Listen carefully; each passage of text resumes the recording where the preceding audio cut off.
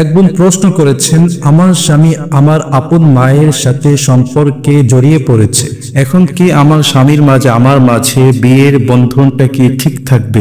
আজ আমাদের সমাজের মাঝে এমন জঘন্যতম কাজ দিনে দিনে বেড়েই চলছে। যদি কোনো পুরুষ নিজ স্ত্রীর মার সাথে সহবাস করে বা নিজ শাশুড়ির সাথে সম্পর্কে জড়িয়ে পড়ে, এক্সাইটেড হয়ে উত্তেজিত হয়ে শাশুড়িকে স্পর্শ করলো অথবা শাশুড়ির লজ্জাস্থানের দিকে তাকালো, তাহলে ওই স্ত্রী ওই কুকর্মকারী পুরুষের জন্য চিরস্থায়ীভাবে হারাম হয়ে যাবে। তাদের মধ্যে আর কখনোই বিয়ের বন্ধনটা অটুট থাকবে না, ঠিক থাকবে না।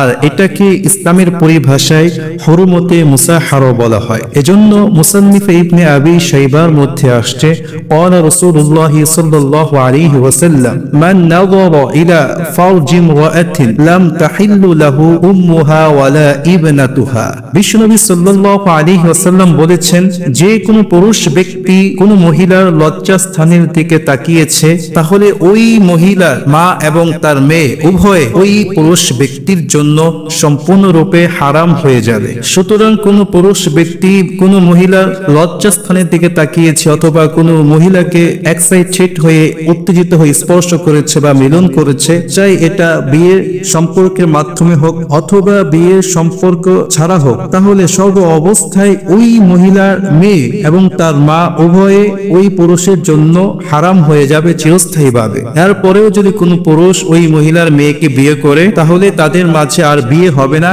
এটা জিনার শামিল হয়ে যাবে।